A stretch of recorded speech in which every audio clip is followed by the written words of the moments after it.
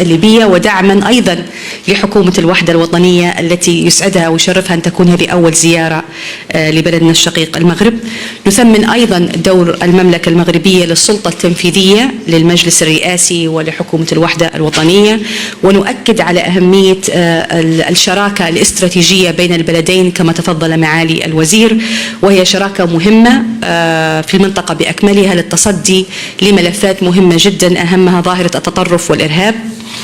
نشدد أيضا على أهمية السياسة الدبلوماسية المغاربية المحايدة والتي تخدم التوافق الوطني الليبي وتعزز الاستقرار في ليبيا. نؤكد أيضا على انسجام المواقف الرسمية لدولة ليبيا مع قرارات مجلس الأمن المتعلقة بليبيا والتصميم الدولي بالخصوص الذي تقابله إرادة من السلطات الليبية في تحقيق الاستقرار، ونتطلع لدعم المملكة المغربية لهذا الموقف دوليا.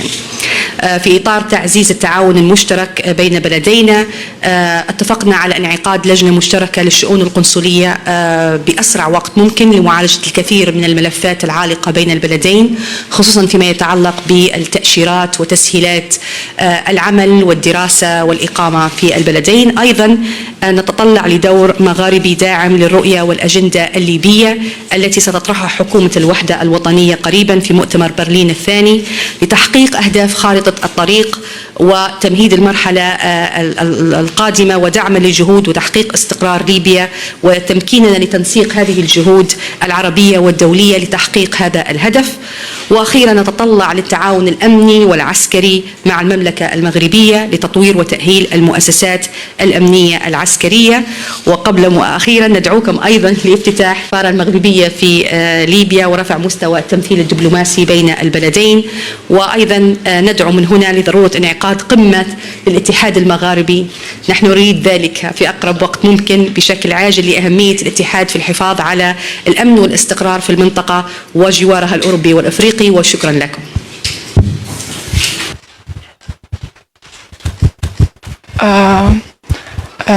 سؤالي السيدة الوزيرة حول كما تابعت مستقبل المغرب قبل أقل من أسبوع رئيس مجلس النواب الليبي ورئيس المجلس الأعلى للدولة، لم تكن الزيارة الأولى في المغرب.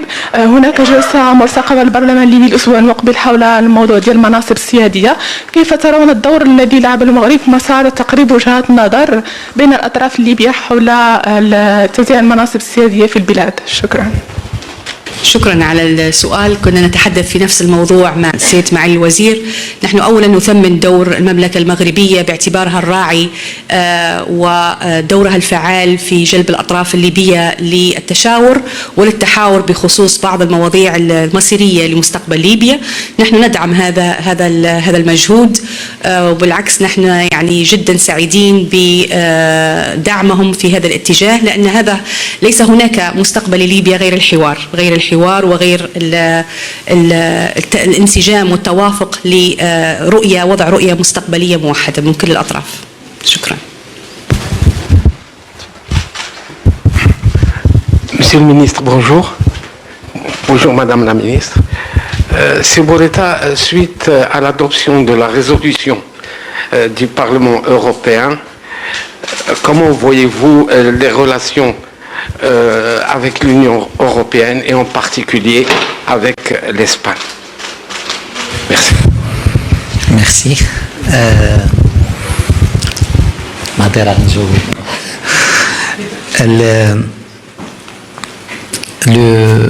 Le ministère vient de publier un communiqué sur cette question pour dire 4 choses. Premièrement, que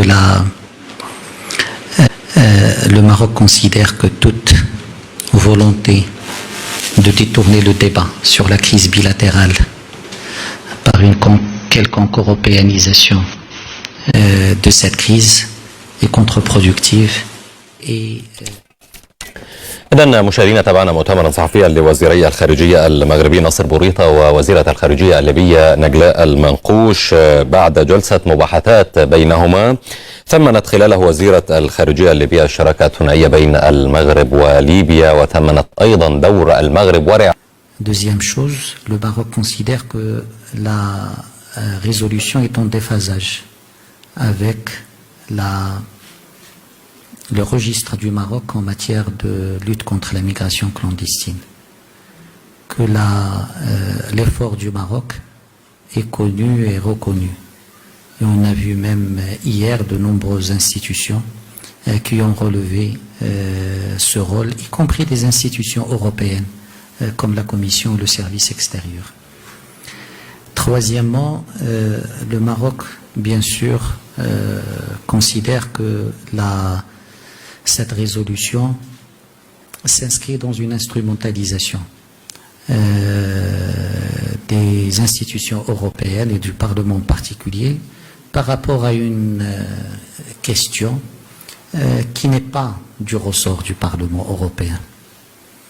Si le titre de la résolution concerne la Convention des Nations Unies sur les droits de l'enfant, la première question qui se pose, qui a donné au Parlement européen le mandat pour superviser des conventions onusiennes? Depuis quand le Parlement européen est le gardien de l'application par les États membres d'une convention onusienne? Les conventions ont leurs mécanismes et j'étais content de voir tout à l'heure l'UNICEF, qui est l'acteur principal de cette résolution, valoriser, saluer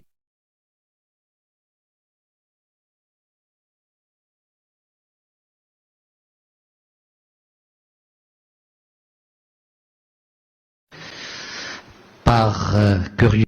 J'ai vu ce que dit le Comité des droits de l'enfant sur la situation ou la pratique de l'Espagne. Que dit le comité et que le Parlement, si ça intéresse le Parlement européen? Le comité dit qu'il est gravement préoccupé par la discrimination que les enfants continuent de subir de facto en Espagne en raison de leur handicap, de leur origine ou de leur situation socio-économique. Le comité, qui est celui de cette convention, est inquiet par les conditions médiocres d'accueil et d'hébergement dans les centres de rétention temporaire surpeuplés qui accueillent des étrangers et de la négligence qui y est constatée, ainsi que par l'absence de mécanismes de plainte accessibles aux enfants. Le comité est vivement préoccupé par la législation espagnole qui autorise les méthodes intrusives, même lorsque les documents d'identité semblent authentiques. Le comité est préoccupé par le niveau élevé de violence dans les centres d'accueil pour enfants et l'insuffisance de prise en charge et de protection assurée par les professionnels. Si on veut, il y a le registre du Maroc par rapport à l'application de la Convention est connu, et il y a d'autres situations qui auraient pu intéresser le Parlement espagnol. Ce que je veux dire, c'est que le Maroc ne sera pas détourné de l'essentiel. L'essentiel, c'est qu'il y a une crise bilatérale dont la genèse est connue. Il est lié à une attitude, à des actions qui ont été hostiles à une cause sacrée pour le Maroc et les Marocains. C'est ça le fond du problème. Et tant que ce problème n'est pas réglé, la crise restera et toute tentative de déviation du débat serait vaine et n'aura aucun impact sur la perception du Maroc par rapport à cette crise.